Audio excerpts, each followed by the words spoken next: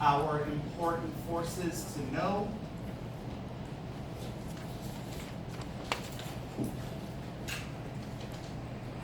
Weight,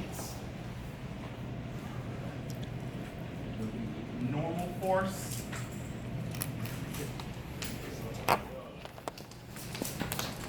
friction, both types, tension, and the spring force. Okay? There are three important things to know about each force. It's important to know what situation each force applies to. Okay? So under what situation would an object feel a normal force? On the surface? It's on the surface, right? Under what situation would an object feel friction? If it's on two surface interacting with each other? If it's on a surface that's rough. Okay? Something that's important to note is that a problem must specify that there is friction. Okay? If a problem says something like a 2-kilogram block is pushed along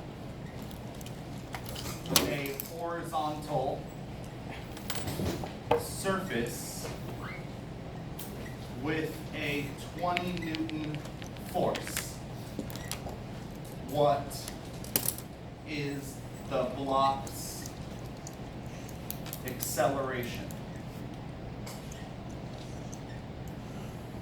Okay? Nothing about this problem mentions friction. This problem mentions a block on a horizontal surface, so this block will experience a weight. This block will experience a normal force because it's on a surface, and this block will experience a pushing force, but this block will not experience friction because nothing about the question specifies that there is friction. Okay? Friction not specifically mentioned. Do not assume anything more than the problem tells you. Okay? So the problem could explicitly mention that there's friction by saying it's pushed along a surface with friction, or the problem could explicitly mention friction by telling you what the coefficients of friction are. So if this problem said it's pushed along a horizontal surface with mu s equal to something and mu k equal to something, those are the coefficients, then that problem does explicitly mention friction. Okay? Point is, don't assume that the problem is more complicated than the wording. Okay? So in order for there to be friction, an object needs to be on the surface and friction needs to be mentioned. Okay? So now we have to talk about tension and the spring force. Tension is going to exist whenever you have an object that cannot stretch. Okay, most commonly, those are going to be ropes. Okay, but they could also be things like chain links. They could be like a pole. Okay, if a pole was supporting an object, that pole is not going to stretch, so that pole will have some sort of tension. And a spring force, what do you think is required to produce a spring force on an object? Potential energy? What? Potential energy? No, potential energy is something completely different. I'm asking, what situation does the object need to be in order to experience a spring force? What? Nope, doesn't need to be pushed. If the normal force requires a surface, friction requires a surface that has friction, tension requires a rope, what do you guys think the spring force requires? Surface. The spring. A spring. There has to be a spring in order for there to be a spring force. Okay? So if there's no spring, like this case, there is no spring force. Okay? So remember, for these important forces, it's important to, one, know the situation that the force applies to. Two, it's important to know how to determine the magnitude of each force. Okay? So it's important to know whether or not the forces are adaptive. Okay, really quickly, friction has two types. There is static and there is kinetic. The weight, is it adaptive or non-adaptive? Non-adaptive. Right, the weight is non-adaptive. The normal force, adaptive or non-adaptive? Adaptive. It's adaptive. Static friction, adaptive or non-adaptive? Adaptive. It's adaptive. Non-adaptive is kinetic. Kinetic friction, Non-adaptive. non-adaptive. And we haven't talked about the last two forces yet. Okay? It's important to know whether the forces are adaptive or non-adaptive, because the non-adaptive forces are going to have an equation for their magnitude that you can reference and easily calculate the magnitude. The weight is W equals mg. Kinetic friction is mu k times the normal force. Okay? But the adaptive forces, how do you solve for their magnitudes? You don't have The Newton's second law. There is no specific equation, Newton's second law. The only way to find the magnitude of an adaptive force is to solve Newton's second law. Okay? So, thing one you need to know is the situation. Thing two you need to know is how to calculate the magnitude. Thing three you need to know is the direction of each force. What direction is the weight point? Downwards always. Always downward. The normal force, Upward for the perpendicular surface. away, From the- perpendicular and away from the From the surface. surface, yeah. Not necessarily upward, okay? If I push my hand against this surface, From this- in order to prevent my hand from passing through the surface must push my hand away from it. In this case, that's horizontal, not upward. Okay, it's always perpendicular to the surface, pushing the object away from the surface. All right? So if I have a wall right here, and there is an object here that is pushed into the wall, then the normal force produced by that wall is perpendicular to the wall and away from it. So the normal force would point like this. Okay? What about static friction? What direction is static friction going to point in? Away from the pushing force. Not away from the pushing Opposite. force. Away from Opposite the from the friction pushing force. But it doesn't No. move. What? It doesn't move. It might move, it might not move. Yeah. Remember, static versus kinetic has nothing to do with the motion of the object. If I put my phone on my hand and I move my hand, my phone is moving, but the friction on it is static friction. What's the key word to differentiate between the two? One is moving One and is in one. motion. No, Oh. once again, I just Oh, yeah. said, Oh. has nothing to do with motion. This is an object that is moving. When I move it, static friction is acting on it, even though it's moving. Okay? The key word is sliding. Static friction is when the object is not sliding on a surface. Kinetic friction is when an object is sliding. Okay? So if you are pushing an object, trying to get it to slide, static friction does not oppose your pushing force. It opposes the direction that you're trying to slide the object in. Okay? Let's imagine you have a ramp, and there's a box here, and you are pushing horizontally on that box.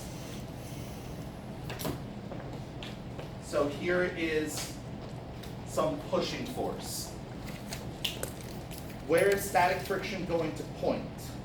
The It opposite. is not going to point opposite to the pushing force. It will not point opposite to the pushing force. okay? You have to determine what direction you are trying to get this box to slide in, and static friction will point opposite to the direction you are trying to slide the object in. What direction are you trying to slide the object in? That way. Up the ramp. Yeah, up the ramp. So what direction does static friction point? Down the ramp. Down the ramp.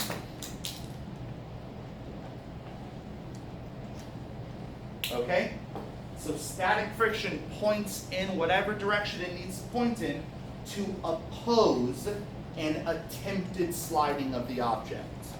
When my phone is on my hand, like this, at rest, what does Newton's first law say the phone wants to do? Remain at rest. Wants to remain at rest. So when I move my hand, my phone wants to slide on my hand, right?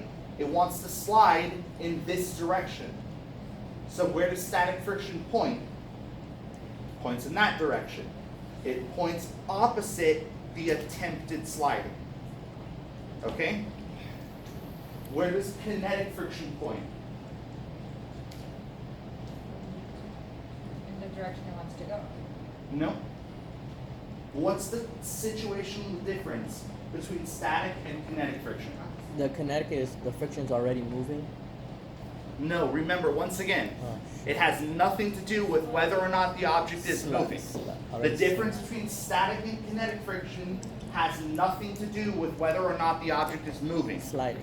It has to do with sliding, okay? Isn't sliding moving? No. I just told you, right here. Is my object moving? It's not sliding either. It's, yes, it is moving, It's but not- it's it's not not sliding.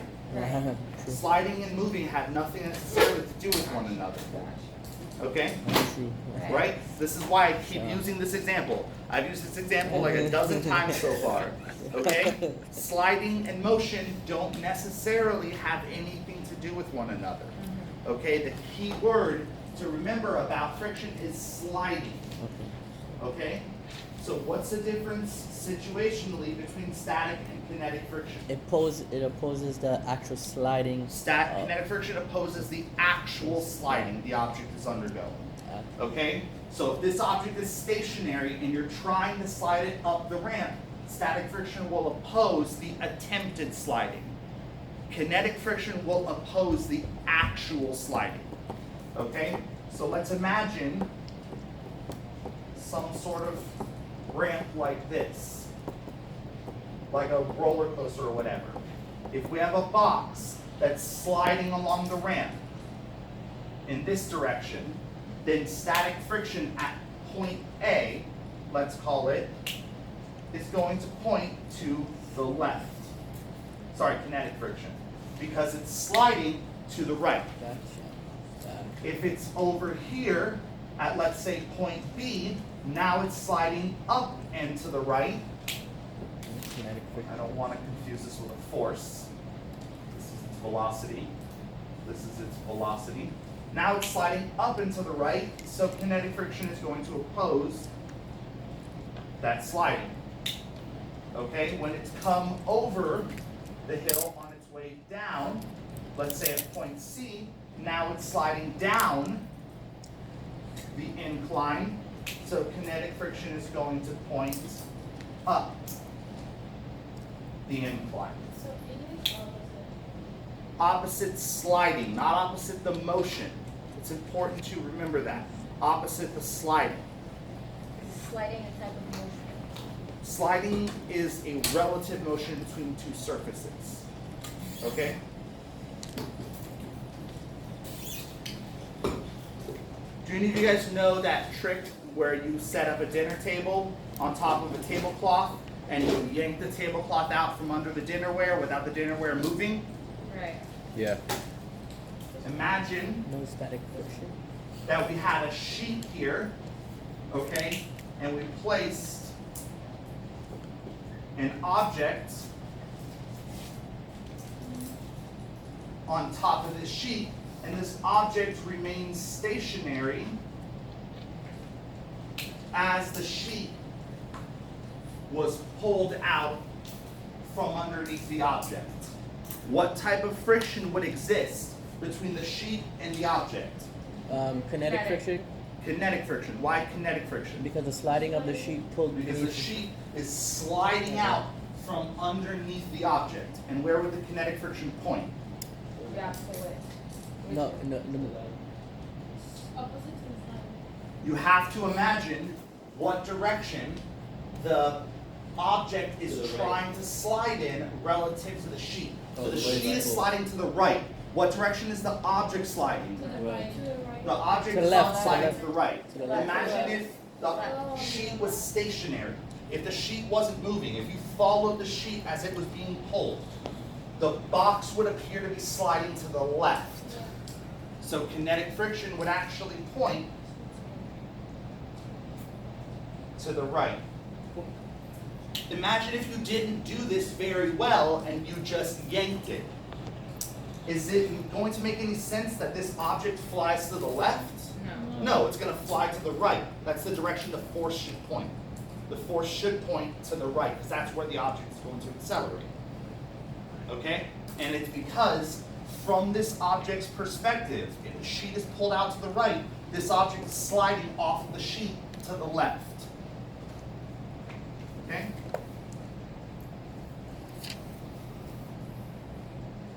It'll appear like that, or that will actually happen. It depends on your perspective. So if you are standing stationary watching the object and you see the sheet move, the object appears to be stationary and the sheet appears to move to the right. But if you were to walk with the sheet, then the sheet would appear stationary and the object would appear to slide to the left. So you need to know what direction the object appears to be sliding in. Because it's all about the object. This is a force acting on the object, not a force acting on the sheet. But the object depends on the perspective, like you said, right? The perspective that you're looking at it. So if you're looking at it from a certain point. Yeah, you have to look at it from the object's perspective. Okay. It's always the same perspective though. Okay. The object. It's the same thing when I did this. If I move my hand to your guy's right, what direction is my phone trying to slide in? The left. It's trying to slide this way, right? That's from the phone's perspective. The phone is trying to slide this way. All I'm doing is the same thing here. Okay, just imagine that my hand is the sheet. If my hand is the sheet and I actually pull the sheet out from under the object, what direction is the sheet sliding? To the right. To the right. What direction is my phone sliding? To the left. To the left. What? It is sliding. There is a motion between the two surfaces. That's what we call sliding. Also, it doesn't matter if it doesn't move. That's what I've been saying this whole time. Okay. The motion of the object is irrelevant. It doesn't matter whether the object is moving or not. You should not focus on the object's motion when considering friction. You should focus on whether or not the object is sliding. Gotcha. Okay? That's why I've used the word sliding like 100 times now, and I keep saying to ignore the motion of the object. It does not matter whether or not the object is moving. What matters is whether or not the object is sliding. Now I get it. Okay? So here's an example where the phone is moving, but there is no sliding, so the friction is kinetic. Sorry, static. Here's an example where the object is not moving, but it is sliding, so the friction is kinetic. Okay? Motion is irrelevant, sliding is what you're looking for. Okay? So, remember, those are the three things about the forces that you need to know. 3 things to know about each force. 1, the situation that the force applies to. 2, how to find the magnitude of the force. And 3, the direction of each force.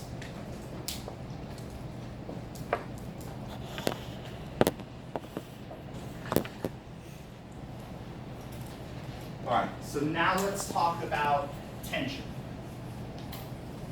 Tension is going to exist for a similar reason as the normal force. Okay? when we consider any ropes in this class, we are going to consider what are called ideal ropes.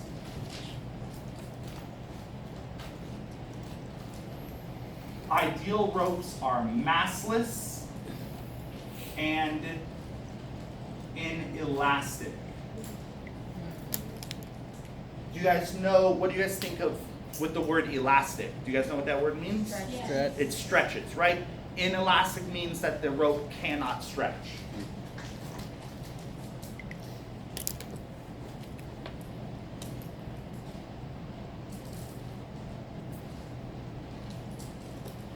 Okay?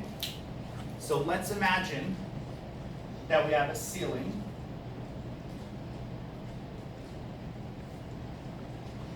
And we have a rope anchored to the ceiling, and we have a box of some mass anchored to this rope. Okay? What force out of these do we know for certain acts on this mass? A force that we've talked about Normal. over and over and over and over. Normal. No normal force. Why is there no normal force? Oh, it's not on the Gravity surface. is. It's not on any surface, so there's no normal force. So weight downward. Weight, Yeah. absolutely. Gravity definitely acts on this mass. Okay, so let me draw a free body diagram. X, Y. We definitely know that there is a weight acting on this mass. Now, what is this weight trying to do to this mass? It's trying to pull it down. If it were to pull it down, and this mass remained attached to the rope, what would happen to the length of the rope? It was stretch. It would stretch, right?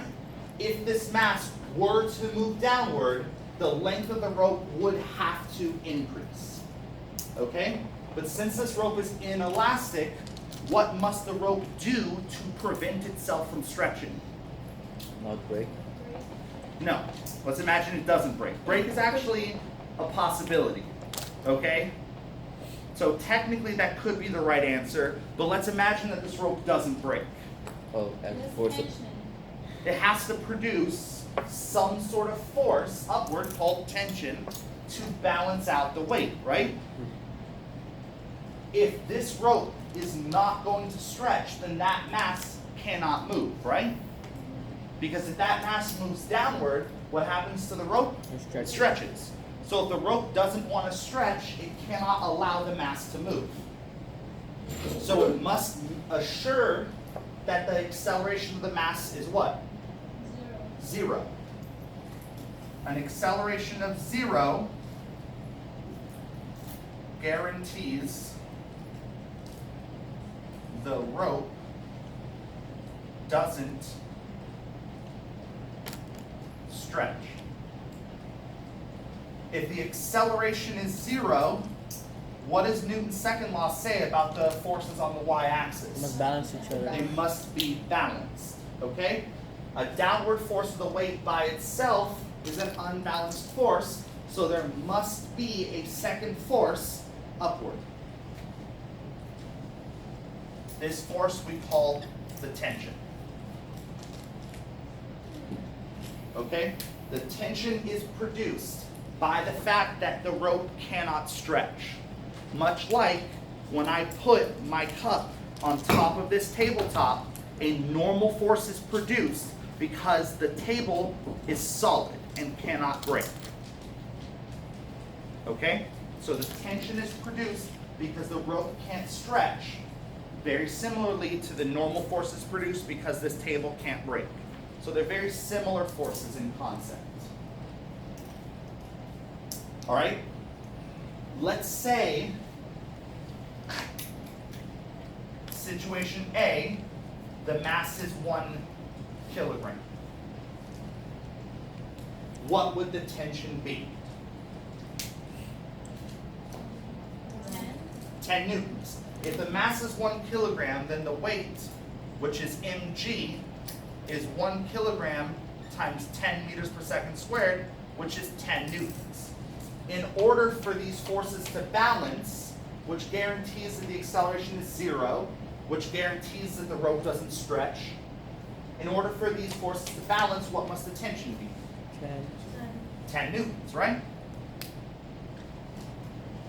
Okay, let's say situation B, the mass is 5 kilograms. What would the weight be? 50 newtons, right? If I replace the mass with 5 kilograms, 5 times 10 is 50. And can the tension stay 10 newtons here? No, 40. No.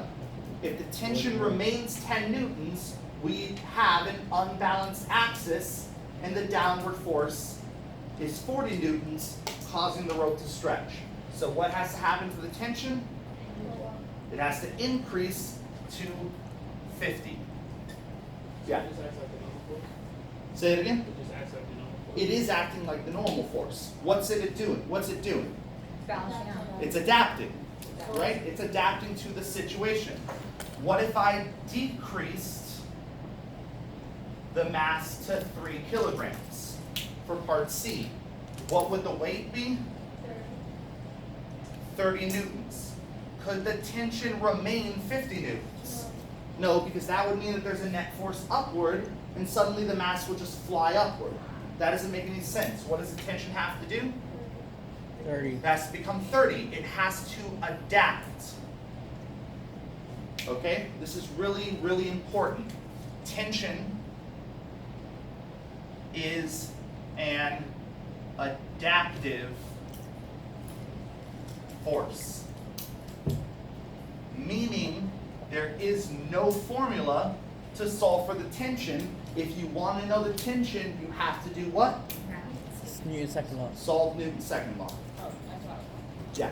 If you want to know the tension, you have to solve Newton's second law. It's how you calculate the magnitude of any adaptive force. Okay? There is no formula. For part A, for part B, for part C, the question was, what was the tension? For part A, the tension was 10 newtons. For part B, the tension was 50 newtons. For part C, the tension was 30 newtons. And there was no formula that I used to come up with these numbers. There was no formula T equals something.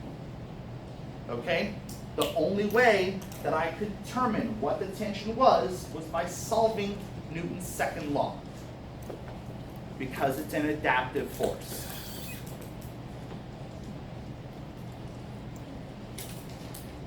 Any questions? All right.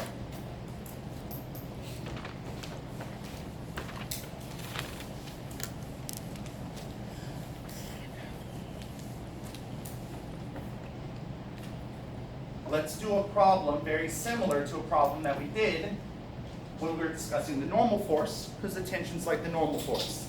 Let's imagine an elevator, but instead of placing a box on the floor of the elevator, let's place a box hanging from the ceiling of the elevator by a rope. Let's say that this mass was 3 kilograms, and let's say that the elevator accelerated upward at 5 meters per second squared.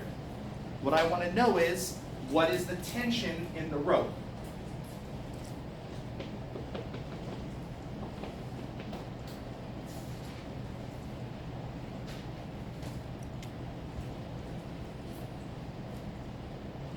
Okay? We'll start by drawing a free body diagram, because if we want to find tension, we have to solve Newton's second law, and free body diagrams are how we go about solving Newton's second law. So X, Y. What forces are going to be acting on the 3 kilogram mass? Weight, Weight is always a good one to start with. and tension. Weight and gravity are the same, so we Tension. already covered that. Tension. Tension, right, because there's a rope. What direction is the tension going to point? Opposite. Upward, right? Tension, you need to know the direction. Tension is always going to point along the length of the rope in the direction that opposes the stretching of the rope. Okay? So imagine that we have a rope like this, a rope like this, and a rope like this. Okay? Tension is always going to point along the rope. So this rope has two options. Tension could either point in this direction or in this direction. This rope has two options. Tension could either point in this direction or in this direction. This rope has two options. Tension could either point in this direction or in this direction. And the direction that tension will point in is the direction that opposes the stretching of the rope. Okay? So imagine that this rope is anchored here, and we have a box like this with some mass. Which of these two, let's say A or B, which of these two, B. B is going to be the correct direction? Because this mass is trying to stretch the rope like this. So the tension is going to point like that to keep the mass where it is. What if this rope is anchored up here and there's a mass here? Up or down? What direction? Up. Up. Okay? Let's say that this rope is anchored on the left and there is a mass here being pulled to the right. Left. Tension is going to point to the left. Okay?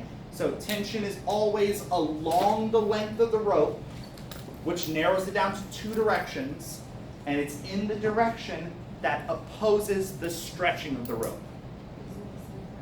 Sorry, can you speak up a little?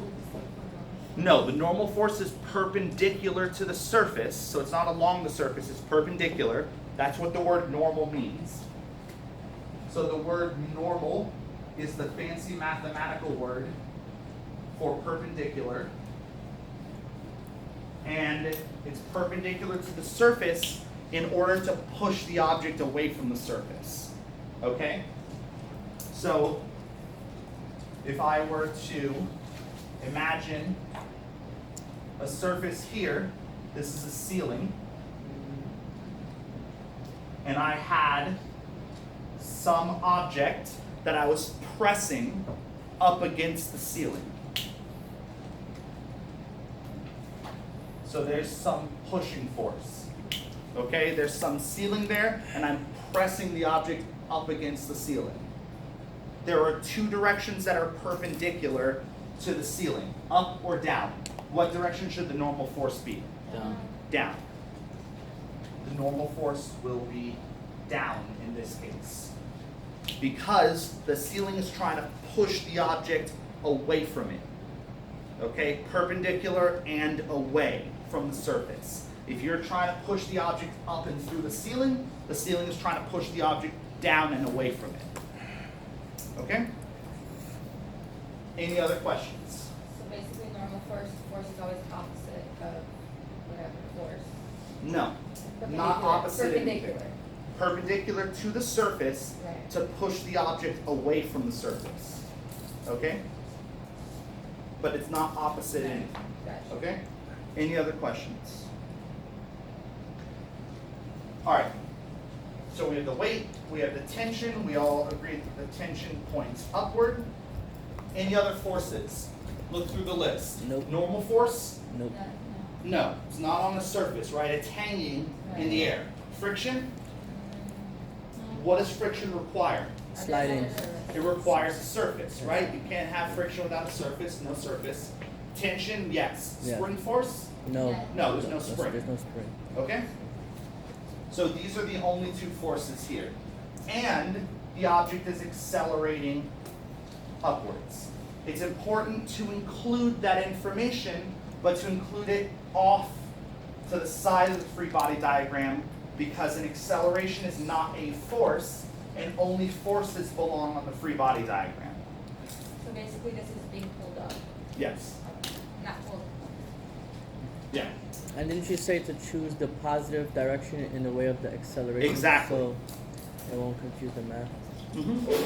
Alright. Because the acceleration is not zero, we cannot simply say that the vertical axis is balanced. The vertical axis is not balanced, so we have to use Newton's second law in its full form. We have to say that the net force What direction do we care about, X or Y? The y-axis. The y-axis. So the net force in the y direction is going to be the sum of these two forces with the correct sign. T minus w. Okay? T minus w, because we always put the positive direction in the direction of what? The acceleration. The acceleration. Positive direction is always in the direction of the acceleration on a free body diagram. So we will call up positive. So the net force, the sum of them, is a positive T plus a negative W. So we get T minus W, and that equals MA. Okay, so tension is just going to be MA plus W. Okay? W is a non-adaptive force, so it has a simple formula, which is just mg. The mass I said was 3. 30. G is 10, so the weight is 30 newtons. Okay? So the tension is going to be mass, which is 3 kilograms, times the acceleration, which is 5 meters per second, plus the weight, which we found was 30 newtons. 3 times 5 is 15. 15 plus 30 is 45 newtons. 10 is gravity. Yeah. G is, yeah, I use 10. Okay? Yes. Can you speak up a little? Because in order for there to be friction or a normal force, the object needs to be in contact with a surface. This object is not in contact with any surface. It's just hanging in the air. Okay? It's not on the ground, it's not pressed against the sidewalls, it's not pressed against the ceiling, it's just hanging from this rope. So no surface, no normal force, no friction. Okay? Any other questions?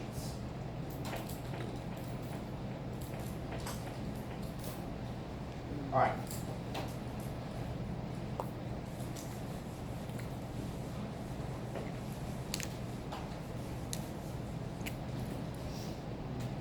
Let's imagine that in the lobby of some building you wanted to hang a piece of artwork. You were hired to do this, and the owner wanted it to be hung like this, where one rope came off of the piece of artwork and made a 30-degree angle with the ceiling, and the other piece of rope was horizontal. We'll call this rope A, and we'll call this rope B. If the artwork is 100 kilograms, what would be the tension in ropes A and ropes B?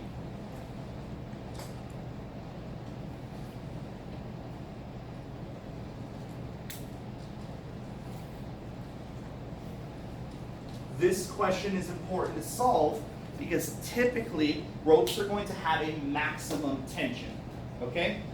Imagine this problem right here. For every mass that I hung from the rope, the tension matched it. But eventually there should be a limit when the rope breaks, right? Like I could hang a 5 kilogram mass and expect this rope not to break. Maybe I can hang a 10 kilogram mass or a 100 kilogram mass. But should I be able to hang like a 20 trillion kilogram mass? No, like that's a huge amount of mass, and no rope should realistically be able to support that much weight. Okay, and that rope would break. So before purchasing the ropes, you would need to calculate how much tension each rope would support. Each rope would have to hold that object there so that you can buy a rope that has enough strength to prevent that object from falling on people in the lobby. Okay? So, if we want to solve for tension, what do we have to do? Free body diagram. Free body diagram, and we have to solve the Newton's second law. Yeah. Do you have to draw two? No, it's one object, one free body diagram. It's two ropes, so how do you know which way? The rope. So first of all, can you speak up a little bit? It's two ropes, so which way is it gonna go? But the rope isn't the object we care about. The object that we care about is the box. The ropes are putting a force on the box, but it's actually the box that we care about, not the ropes. There's only one box, so we only draw one free body diagram. each rope is going to put a tension on that box, so that free body diagram will have two tensions, but we don't actually care about what's happening to the ropes. We care about what's happening to the box. It has two tensions. Yeah. But the free body diagrams, you don't draw one free body diagram for each force. You draw one free body diagram for each object. And in this case, there's only one object that we care about, which is this 100-kilogram piece of artwork, because we want to make sure that that artwork is not falling. Okay, so we're going to draw one free body diagram for that artwork. Okay?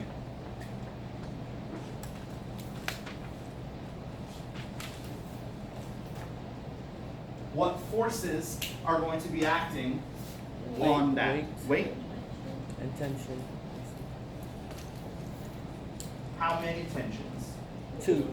2. So the tension in rope B is going to point in what direction? Left. Left. To the right. Why? Tension. Wait. The reason is, Oh, yes, is that I know. if you imagine cutting rope A, this 100-kilogram mass would swing downward and it would stretch which end of the rope, the left end or the right end? The left end. It would stretch the left end. If this mass, if you were to cut rope A and this mass were to fall, the left end of the rope would be pulled away from the right end of the rope. Okay, so this block is trying to stretch the rope to the left. The rope, in order to oppose that stretching, must point the tension to the right. So this is the tension in rope B.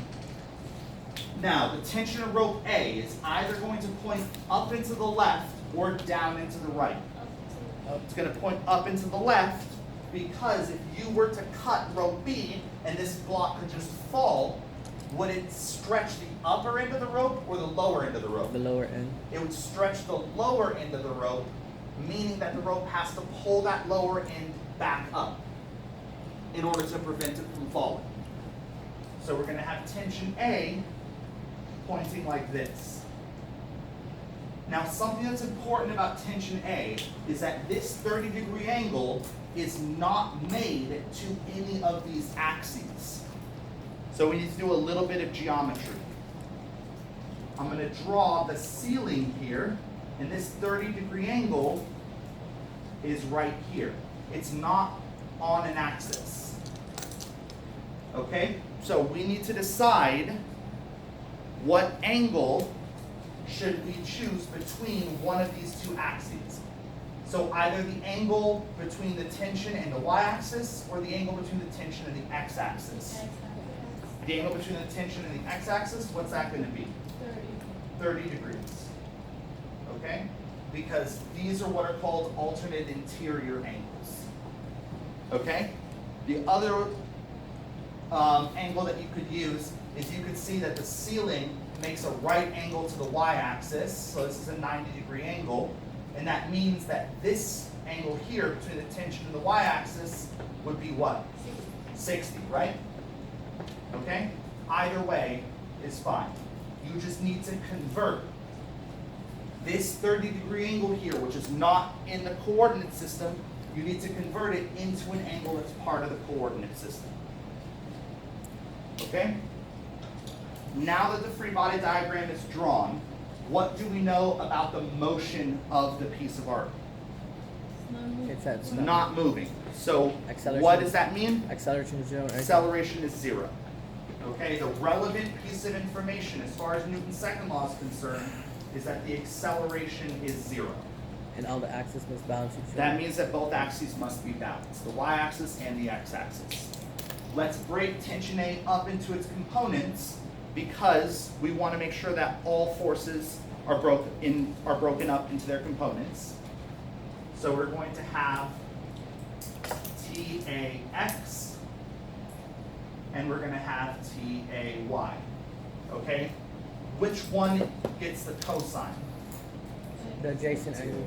The x-axis, right? Because the x-axis is touching the 30-degree angle. So this becomes TA cosine 30. This becomes TA sine 30. Okay? We don't know what TA is. We don't know what TB is. we have two unknowns here. But we also have two equations that will allow us to solve for the two unknowns. Okay, remember that algebra tells us we need one equation per unknown. We have two unknowns, the two tensions, and we have two equations. Newton's second law in the x direction, Newton's second law in the y direction. Which you guys want to look at first, the x or the y axis? The y. Let's look at the y axis, okay?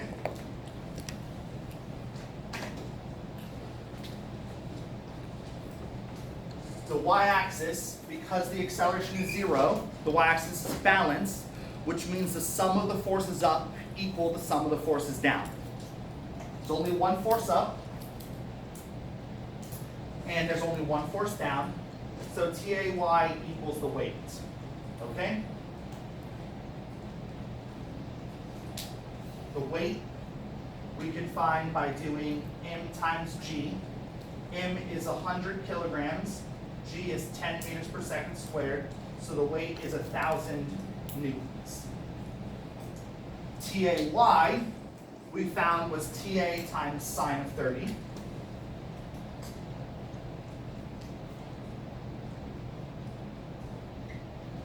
So, TA is 1,000 newtons divided by sine of 30.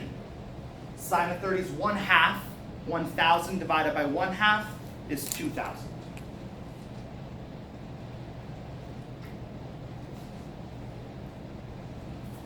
So if you want to make sure that this artwork does not fall on any unsuspecting visitors of the lobby, you need to make sure that rope A can support at least 2,000 newtons of force.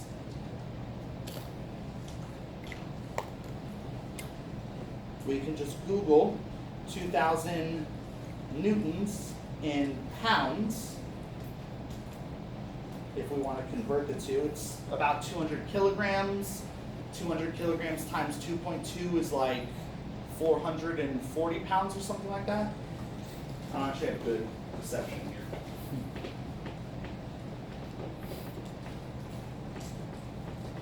Yeah, 450 pounds. Okay, so you would need to make sure that the rope could support at least 2,000 newtons, which is about 450 pounds, without breaking. Any questions about tension A? How are we going to find tension B? How do we find any tension? Newton's second law, right? We already looked at Newton's second law in the y direction, so how are we going to find tension B? In the x direction, right? Is tension B in the y direction? No, what direction is tension B in? The x direction. So if we want to find it, we have to use Newton's second law in the x direction. Okay? Once again, since the acceleration is 0, what do we know about the x-axis? What do we know about the forces on the x-axis if the acceleration is 0? What? They're balanced, right?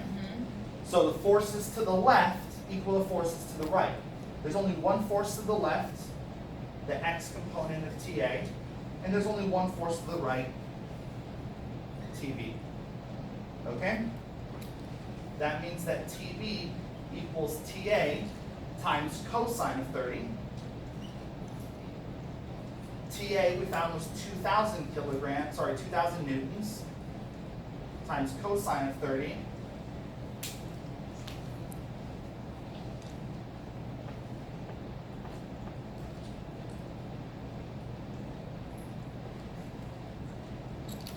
Which is 1,732 newtons.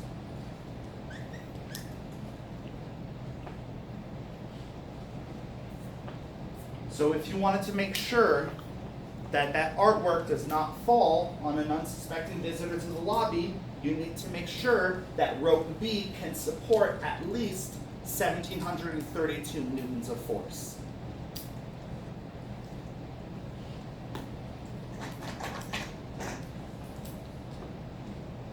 Any questions? Could Yeah. you have Say that again? If you drew 2ax and why do you point it out? TAX, why did I point it to the left? Because it's, well, it can't point the other way because the x direction of TA points to the left, the x component. If I draw this coordinate system and we have a vector that points here in the second quadrant, this is vector A, then the y component of vector A is positive, so AY must point up, and the x component of vector A is negative. It must point to the left. It can't point to the right. If you were to have a y component that pointed up and an x component that pointed to the right, then this would form a vector that pointed to the right, which is not the correct direction. So no, TAX could not point to the right. Okay? Another way of noticing that is what if you drew the free body diagram with that mistake? What if you drew the free body diagram like this? You had your weight downward, you had tension B to the right, you had the y component of tension A up, and then you drew the x component of tension A to the right.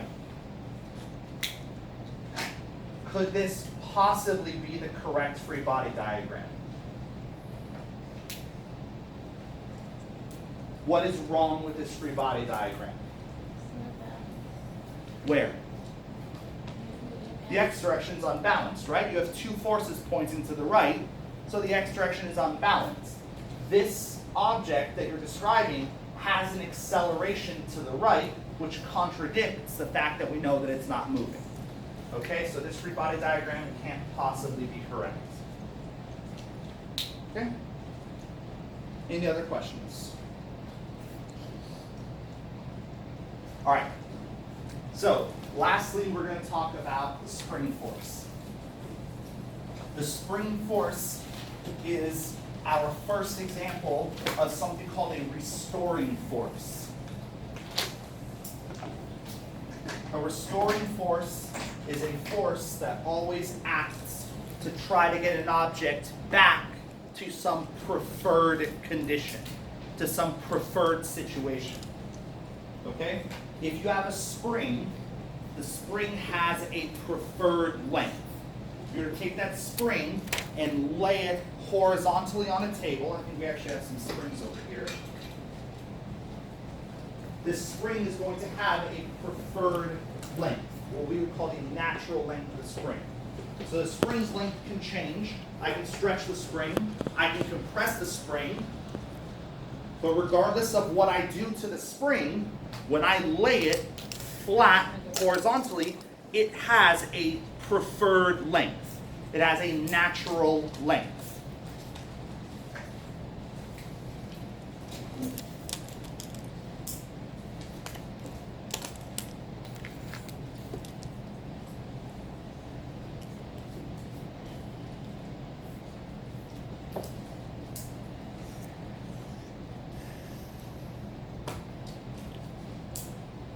The preferred length of a spring. I put it in quotes because a spring isn't conscious, it isn't sentient, it doesn't have preferences. This is just a quick way to remember it.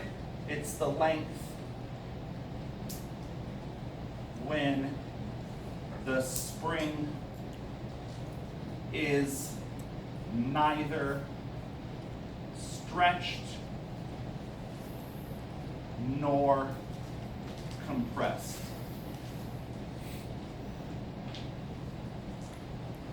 Okay? What a spring is always going to do is it's going to fight to restore itself to this natural length. All right? If I take this spring and I stretch it away from the natural length, it wants to pull itself back to its natural length.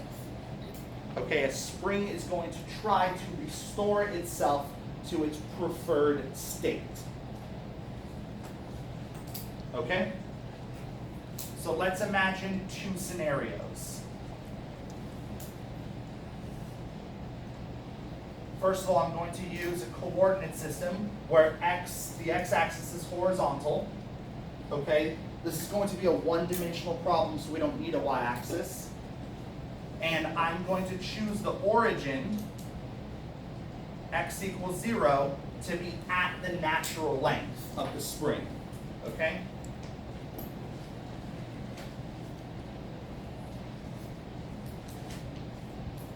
So if the spring fit from this wall where it's going to be anchored to this position, the spring would be its natural length.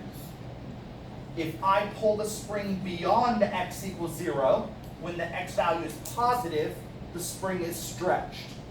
If I push the spring beyond x equals 0 to the left, so that x is negative, the spring is compressed.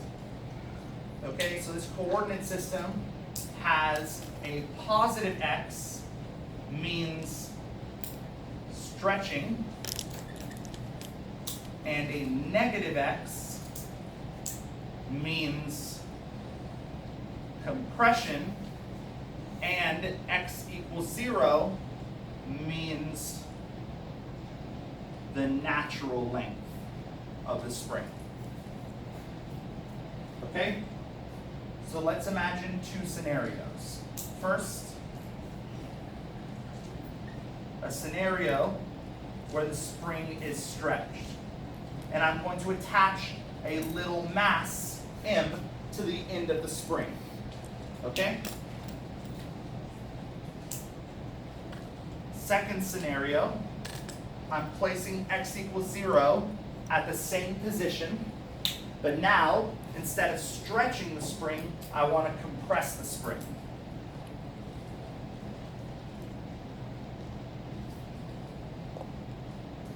Okay, so I push this mass closer so that it compresses the spring.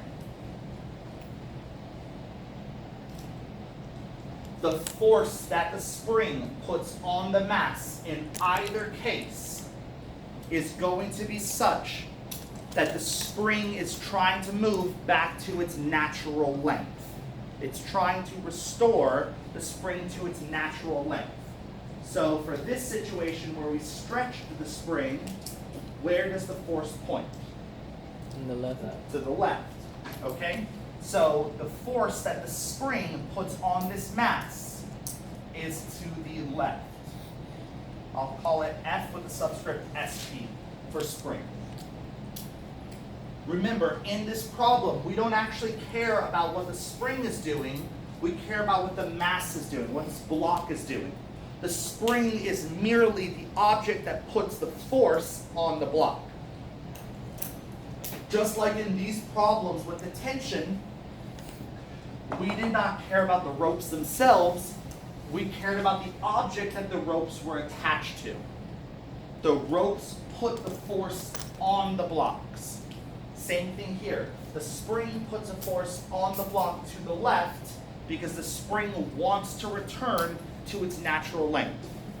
In the other case here, in order for the spring to return to its natural length, what direction does the force on the block point? Right. To the right. Okay, so this spring puts a force on the block to the right to push that block so that the spring can stretch back out to its natural length. Okay? In this coordinate system, we will define the value x to be how far away from the natural length the spring is either stretched or compressed. Okay? So we would call this distance right here x, and we could call this distance right here x.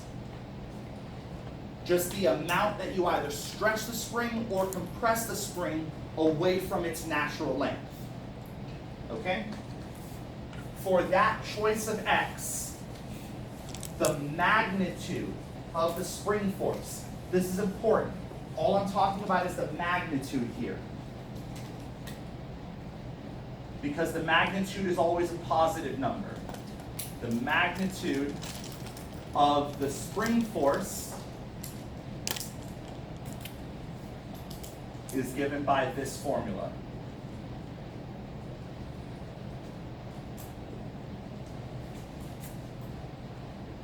Okay, where K is known as the force constant, or sometimes the spring constant. It just tells you how stiff the spring is. And I'll talk about K in a second. And X is the deviation from the natural length.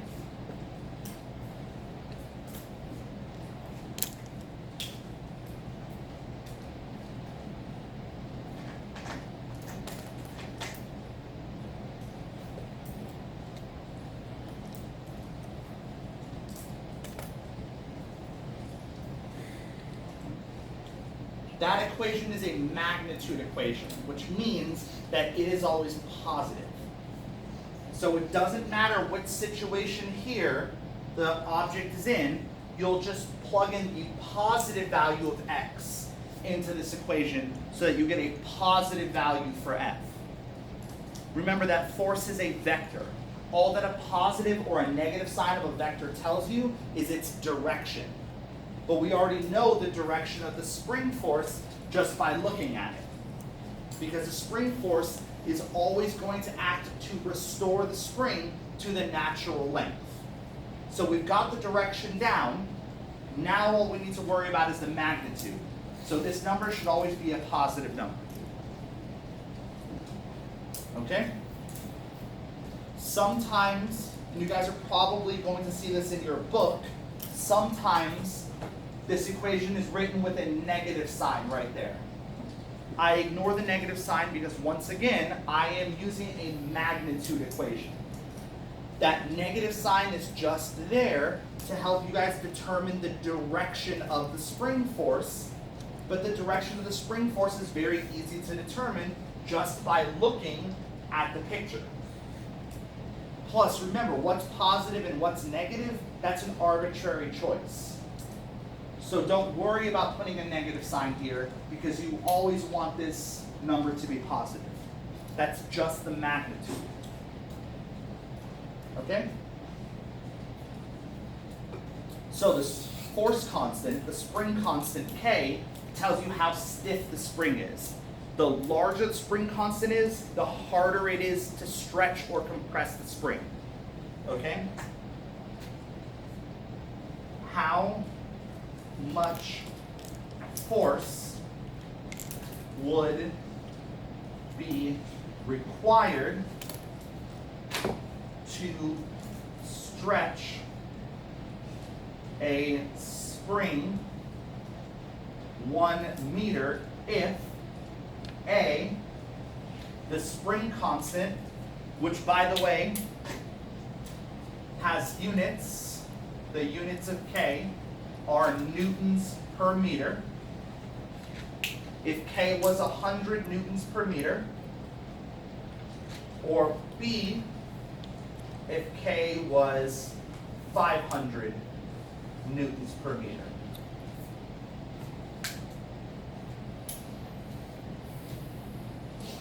Okay?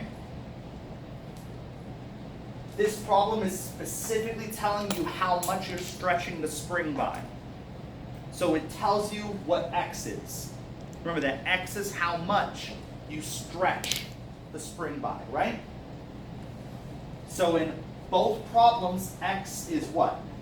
1 meter. 1 meter. Okay?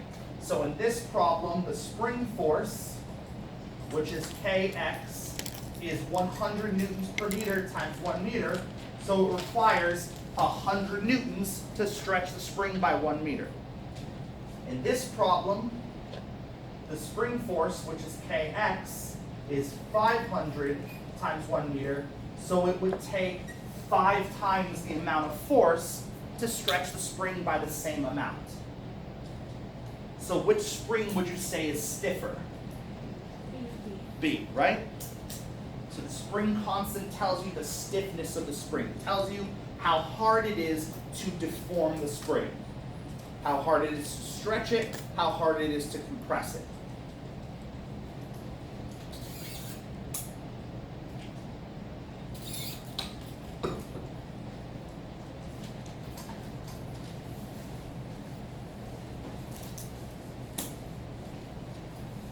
We have a few minutes left.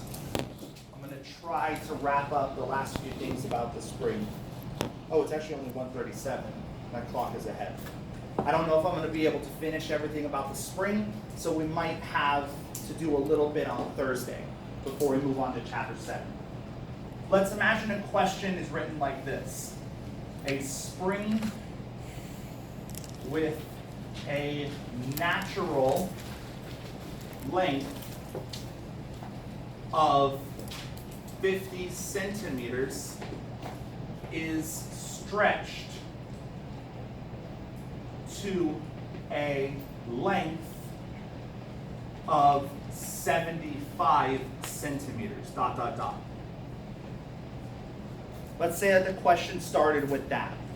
So it's saying that you had a spring which started out in its natural state at 50 centimeters, and then it was stretched to 75 centimeters. What I want to know is, in this problem, what value of x would we use? The difference of both of them. So 25 centimeters. 25 centimeters. The value of x in this problem is 25 centimeters. It's how much you deviate the spring from its natural length. It's how much you stretch it by or how much you compress it by. If this spring started out at 50 centimeters in its natural state and you stretched it to a total length of 75 centimeters, then you have stretched it by x equals 25 centimeters. Okay? It's important that you guys understand what x means. It's the deviation from the natural length.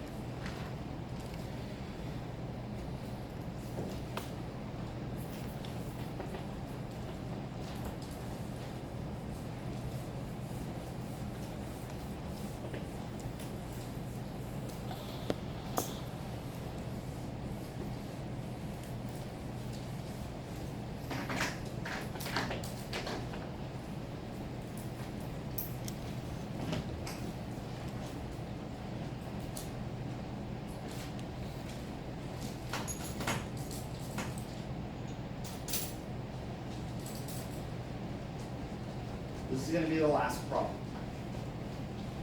All right. Spring is at its natural length, right? If I hang the spring with nothing on the end of it, it's going to be still at its natural length. Like ropes, ideal springs are assumed to be massless.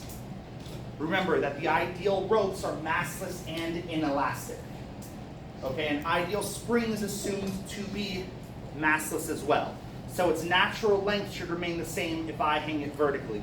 However, if I hang some mass from the end of it, it's going to stretch to a new length. Okay? This mass is in